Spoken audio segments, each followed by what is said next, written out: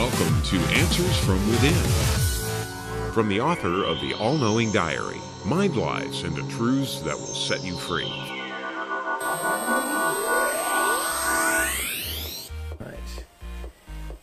All right, welcome to Answers from Within. This is Daniel, and we have the lovely Jennifer today. Hello. Hello, Daniel. Hello. What's up for today? What are we talking about? Well, wow. My dad was in ICU, was in ICU, and lo and behold, lots of things came up. I had just started taking the DNA course through UI, because when I was trying to integrate DNA healing with him, I felt it as an obligation. To heal him? Yeah, or just do some type of empowerment or uplift. But it wasn't coming from love. It just felt like as a responsibility, as an obligation. He wasn't in my life, and then all of a sudden it's like, why am I here? What? Right. So, to distill your question, because it seems like you've got about three, if we were to break it down to the most important question, at least to start with, it feels like, why do I have this sense of obligation to help people in my life? Would that be it? Sure, yes. It's kind of like, I wanted to say, why do I have this sense of obligation to help family? But it's more general than that. Is that your experience of it? It's not just family, is it? Correct. Yeah. All right. So it's this obligation inside to help people. And okay, let's have a look at that for you. It's a very good question because it's something that relates to many of us. Many of us go through that, and it causes real chaos in our lives. And I could share countless experiences of where I've gone through that. So I'm really glad you're asking. So let's delve into the answers from within and see what's there. The first thing that shows up is, I'm not a whole human being if I'm not helping out the human race. If I'm not helping out other human beings, how can I call myself a decent human being? Mm-hmm. You know, we all hear things, you know, how do you live with yourself? You know, how do you sleep at night? How can you call yourself a decent human being if you won't even lift a finger to help those in need? Well, that seems to be at the root of it. So let's do what we do best here, and that's look at what is the truth. Okay. And we'll go layer by layer. The first layer, and I'm going to give it to you, you know, right on the head because I know you can handle it. And that is, why are you trying to be a good human being in the first place? Mm-hmm. Because a good human being, in truth, is actually not a very useful being in truth. Because a good human being is constantly worried about what other people think, worried about where other people are at, not shining their light to make sure others aren't intimidated. A good human being is always putting others before them. You know, very self-sacrificing. So what we consider societally as a good human being is actually a very destructive personality to adopt. Very destructive levels of beingness for you as a being, not as a human being, as a being. We are here evolving beyond the terminology and the labels and the stigmas of what it means to be a human being. Did you know that? We are here to evolve beyond that. I am embracing it more. Great. And that's why I felt way out of line. Great. So the pursuit of trying to be a good version of something we're trying to let go of is always going to feel out of alignment, and is going to cause that blockage when you're trying to heal something. Here you're trying to heal yourself, but you're trying to send yourself backwards at the same time. So of course you're going to come up against the blockage. So that you can really pat yourself on the back and go, oh, well, I was blocked not because there was anything wrong with me. I was blocked because I was coming up against a dysfunctional belief system, which they pretty much all are. So the truth for you, that what needs to be integrated is, I don't want to be a good human being. I don't need to be a good human being. In fact, whoever came up with that idea was not a human being in the first place. And that goes into some very deep stuff. So this idea to be a good human being was really just a way of trapping everyone into being small. It didn't come from truth. It came from ego, from non-truth. So let's go a little bit deeper with you.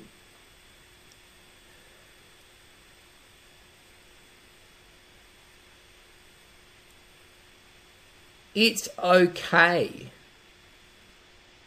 to not be a good human being, to not be a decent human being. And the reason it's okay is because you're getting rid of something mediocre for something much grander. Because when you let go of needing to be a decent human being, you actually move into a space of becoming an extraordinary being. And an extraordinary being does far better things for the human race than what a decent human being will do. You make sense? So we're letting go of something that creates mediocre results, even though it looks like, oh my God, what kind of person am I to let that go? Well, hang on. A great one, because we're letting go of mediocre results for the pursuit of something extraordinary, things the world hasn't seen before. More importantly, things that the world needs to start seeing a lot more of. So it reminds me of, in the Mind Lies book, there's this whole section around, but I need to be respected. Come on, I need that. But isn't being inspirational better than being respected? Like, let go of I need to be respected. And then if we let go of that, we go into a whole new level, a whole new state of being, which is inspirational. And that's far more impactful and transformative on the planet than simply needing to be respected. And the same in this case. Moving into being extraordinary is far better than needing to be a decent human being. Now, ironically, to be in this extraordinary level, it doesn't take you doing anything other than letting go of needing to be a decent human being. Let it go, let it go, let it go. Let's just let it go. All right, so let's just see what blockages are still in the way of you letting that one go.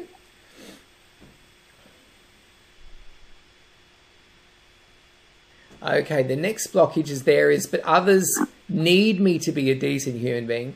Others expect me to be a decent human being. All right, so let's see how we can kind of knock some of these on the head, because I sense there's more than just this one showing up, than the one showing up. So let's go right in and let's see if you can let me bypass these and get to some bigger truths for you.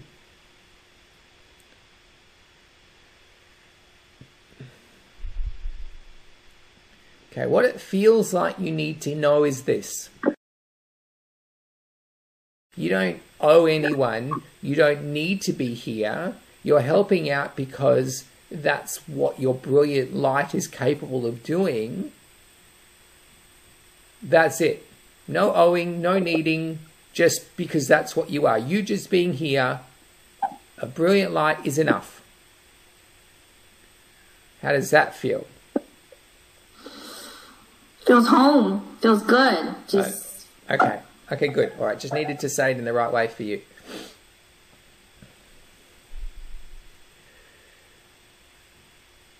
And your role is to help your children integrate the very same thing. We're here not because we need to be, not because something's expected of us, but just being in our truth is a strong enough influence over the world that it makes a big difference.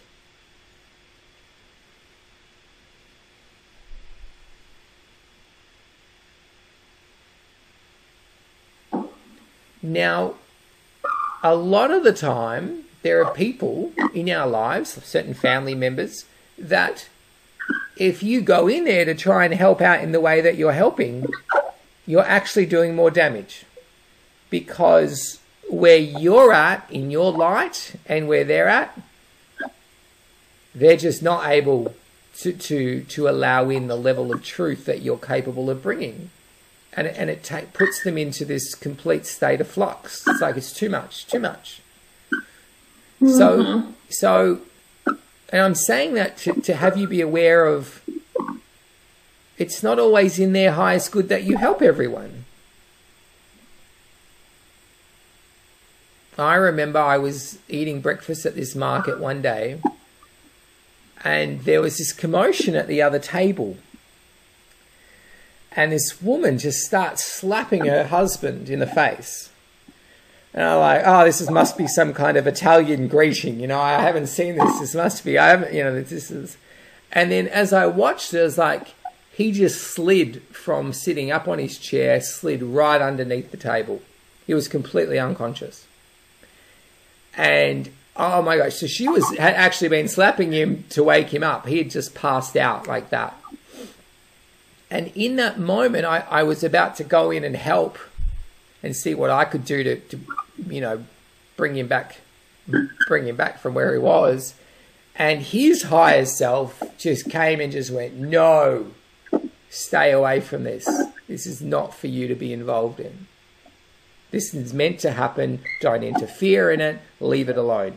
Okay, it's not for me to be there. So, again, I'm painting this picture for you of,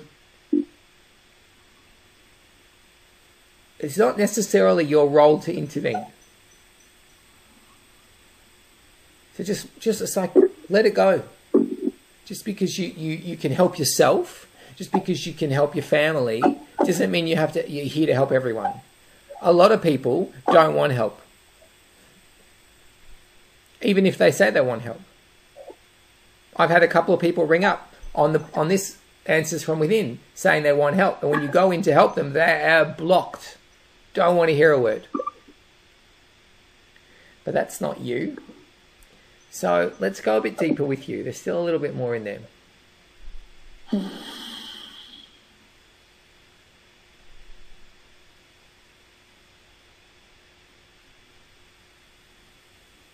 No, okay. It's okay. Where are you at now? How are you feeling about the obligation now? It doesn't weigh heavy on me. Like, it's just a word. But to me, it's not like something I'm drawn to. Great. So we cleared it? I feel like we have. Yeah, that's because when I went to go deep, I was like, hang on, I think we achieved what we needed to achieve. I couldn't see it in you anymore. It was like, oh, whatever, I don't care. It's amazing that, you know, and it was funny because you're right. When I fed offline, I felt like a tug of war. And the only thing I got was, you know, schedule an appointment with Daniel. Because I couldn't figure it out. No. But I wasn't in the state at the time. It's nearly impossible. If you are, you know, these beliefs can act so much against clearing beliefs. I remember we had a woman in our training, and she kept doing all this clearing, and then she couldn't finish it. She'd get 75% and she couldn't finish it. And she goes, why is that? And I looked into her subconscious, and I was like, what is going on there? And her subconscious was saying, well, she has this belief, I never finish anything. So there are beliefs that counteract the process of the healing that you're trying to do. And that was one for you. You were like, no, I need to be a decent human being. And here you were trying to heal, let go of your guilt and obligation. It's like, well, no, don't let go of that. I've got to keep that. Otherwise, I won't get to be a decent human being. So that's a really good time to call me. Good. Yeah. Because I was like, I know I can do it, but then I just didn't want to just throw my hands up in the air. Yeah, you would have. Look, you would have got there eventually after you kind of went around it enough times. And, I've been doing this long enough to know how to get around the blockages when I come up against my own and all these other beliefs that keep these beliefs in place. But, it might have taken you a month when it just took us, 17 minutes and 34 seconds. Yep, that's why I have 3 more sessions with you. There you go. All right, so let's just see if there's any more of your original question that we need to cover in our time together. Let me have a look. There's a sense of obligation to your daughter. And we touched on this a little bit in our last call, where if you make something really important, like this is a big deal, then it becomes nearly impossible to heal it. And so what's going on there with your daughter is I owe her, there's an obligation to make her life as smooth and easy as possible. And if you recall, we were talking about, her schooling, her academic struggles at the time. So there's still a part of you that's saying, I owe it to her. I owe it to her. Can you feel that? Yep. Yeah. Okay. So let's just, in the time that we've got, I feel like this will, if we can nail this one, this will help across all areas of your life. Yay.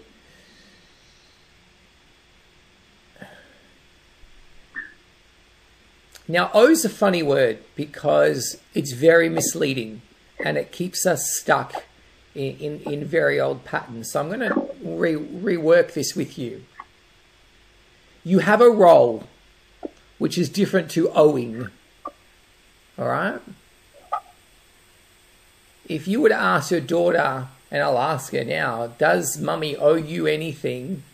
And she's like, if there was something to be owed, it would be love. That's it. That's all there is.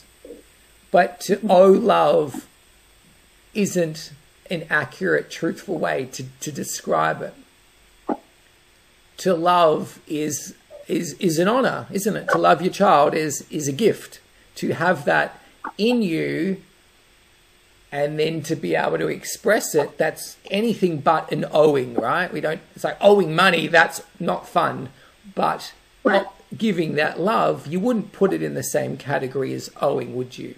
No. Never. It's an honor. It's like when I'm with my daughter, I'm there going, oh my God, you're like, what a highlight of my life that you are in it. You are a highlight. It's like you can bring things into your life and you'd never come close to that. Right? So move this around and going, what your role is to let go of whatever you think you owe to your children and to just be in love with them.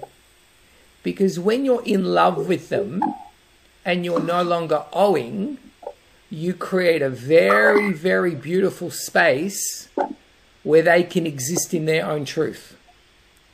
And that's the power of love from a parent. We always hear about unconditional love and not being judgmental and not being attached and all these things. But what it all comes down to is the more judgments and attachments and all those things and preferences and prerequisites we have for our children or our partners, if you can imagine, they're all like strings or ropes that go out to this child and they attach and plug into their body. It becomes like being tied up Like they're tied up by our ropes and our string, and they're like, oh, I can't move in this. I can't be free. I'm stuck. So as opposed to being free from judgment and just, I'm going to love you because you're just amazing, then they are just free to just, well, I'm going to explore this aspect of myself. So rather than squeezing them into the mold like everyone else, and then all the suffering that comes as a result of that, you know, whether it's self-destructive behaviors, drugs, alcohol, rebellion, whatever, they don't need to do that because they're not being forced. They're not being squeezed. If we just go, I'm going to love you, they can just naturally just blossom, and they don't need to suffer. They need to struggle. So in your aspiration to create the smoothest possible journey for your child, get out of their way. Right? Yes. It's the complete opposite of what we think we need to do. It really is, I don't want to say our absence because it doesn't quite conjure up the right, because it's not fully absent, it's just love. Hold them in a bubble of love. And that is the safest place for them, the smoothest place. It's the best, giving them the best opportunity and the best path forward.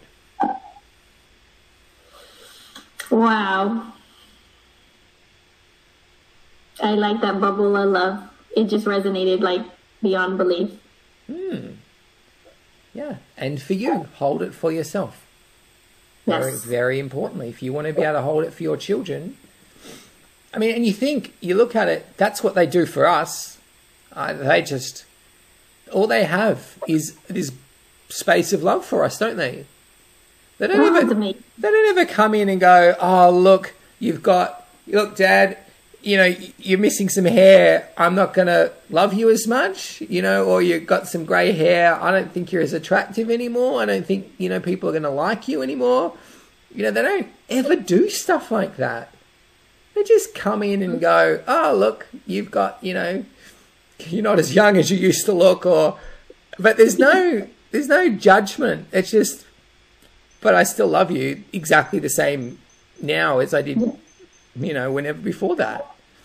So they are constantly holding us in this bubble of love, and we're constantly throwing all these, oh, don't be like that, and preferences, and they're showing us the way they are with us is the way that would work for them. Wow. Woo, Daniel. Thank you. Wow. You're very welcome, my dear. Very welcome. So if you have a question that needs answering, come along to danielanswers.com